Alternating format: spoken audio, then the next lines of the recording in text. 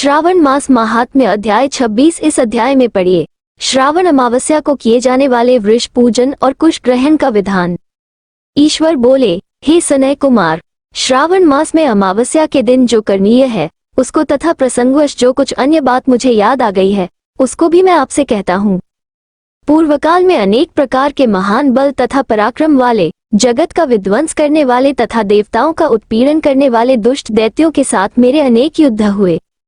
मैंने शुभ वृषभ अर्थात नंदी पर आरूढ़ होकर संग्राम किए, किंतु महाशक्तिशाली तथा महापराक्रमी उस वृषभ ने मुझको नहीं छोड़ा। अंधकासुर के साथ युद्ध में तो नंदी का शरीर विदीर्ण हो गया था, उसकी त्वचा कट गई, शरीर से रक्त बहने लगा और उसके प्राण मात्र बचे रह गए थे। फिर भी जब तक मैंने उस दुष्ट का संहार नहीं किया तब तक वह नंदी धैर्य धारण कर मेरा वहन करता रहा। उसकी इस दशा को मैंने जान लिया था। उसके बाद उस अंधक का वध करके मैंने प्रसन्न होकर नंदी से कहा, हे सुव्रत, मैं तुम्हारे इस कृत्य से प्रसन्न हूँ। वर मांगो, तुम्हारे घाव ठीक हो जाए, तुम बलवान हो जाओ और तुम्हारा पराक्रम तथा रूप पहले से भी बढ़ जाए। इसके अतिरिक्त तुम जो जो वर मांगोगे उसे मैं तुम्हें अवश्य दूंगा। नंदिकेश्वर बोले, हे देवदेव, हे महेश्वर, मेरी कोई याचना नहीं है। आप मुझ पर प्रसन्न है तो फिर इससे बढ़कर क्या वैभव हो सकता है। तथापि हे भगवान, लोकोपकार के लिए मैं मांग रहा हूँ। हे शिव, आज श्रावण मास की अमावस्या है जिसमें आप मुझ पर प्रसन्न हुए हैं। इस तिथि में गायों सहित उत्तम मिट्टी से निर्मित वृषभों की पूजा करनी चाहिए। आज अमावस्या के दिन जन्म लेना कामधेनु तुल्य होता है, अतः इस तिथि में वर प्रदान करें कि यह अमावस्या वांछित फल देने वाली हो। आज के दिन भक्तिपूर्वक प्रत्यक्ष वृषभों तथा गायों की पूजा करनी चाहिए। गेरू आदि धातुओं से प्रयत्न पूर्वक उन्हें भूषित करना चाहिए। उनकी सींगों पर सोना, चांदी आदि के पत्थर मणि और रेशम के बड़े बड़े गुच्छों को भी सींगों पर बांधे। अनेक प्रकार के वर्णों से चित्रित सुंदर वस्त्र से उनकी पीठ को ढक दे और गले में मनोहर शब्द करने वाला घंटा बांध दे।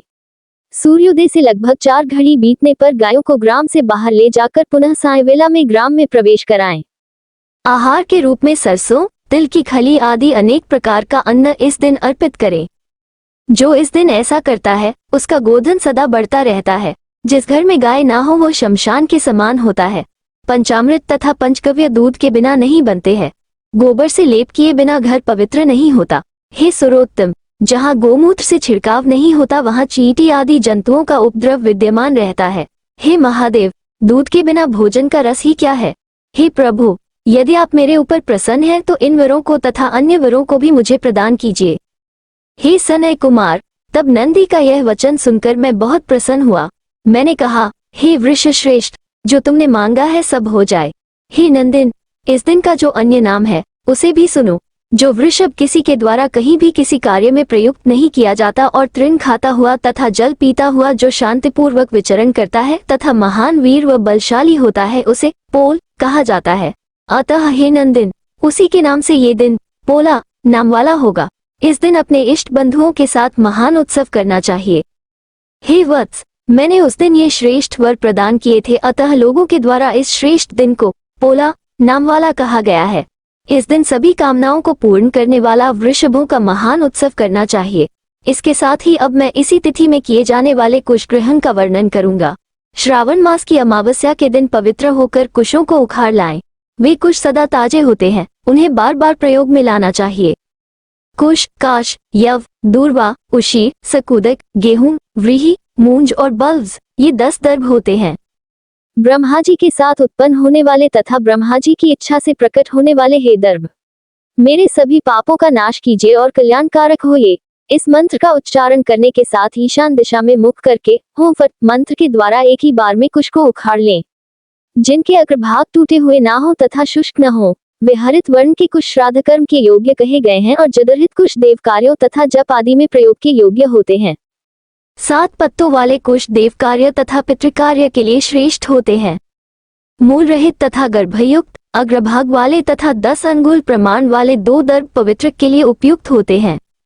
ब्राह्मण के लिए 4 कुश पत्रों का पवित्रक बताया गया है और अन्य वर्णों के लिए क्रमशः 3, 2 और 1 दर्भ का पवित्रक कहा गया है, अथवा सभी वर्णों के लिए 2 दर्भों का ग्रंथियुक्त पवित्रक होता है। ये पवित्रक धारण करने के लिए होता है, इसे मैंने आपको बता दिया है। उत्पवन हेतु सभी के लिए 2 दर्भ उपयुक्त होते हैं। 50 दर्भों से ब्रह्मा और 25 दर्भों से विष्णु बनाना चाहिए। आचमन के समय हाथ से पवित्रक को नहीं निकालना चाहिए। विकिर के लिए पिंड देने तथा अग्नौकरण करने के साथ और पाद्य देने के पश्चात पवित्रक का त्याग कर देना चाहिए। दर्भ के समान पुण्यप्रद, पवित्र और पापनाशक कुछ भी नहीं है। देवकर्म तथा पितृकर्म ये सब दर्भ के अधीन हैं। उस प्रकार के दर्भों को श्रावण मास की अमावस्या के दिन उखाड़ना चाहिए, इससे इनकी पवित्रता बनी रहती है। श्रावण मास की अमावस्या का वर्णन क्या किया जाए? हे सनत कुमार, श्रावण मास की अमावस्या के दिन जो कृत्य होता है उसे मैंने कह दिया। श्रावण मास में और भी जो करणीय है उसे भी मैं आपसे कहता हूँ।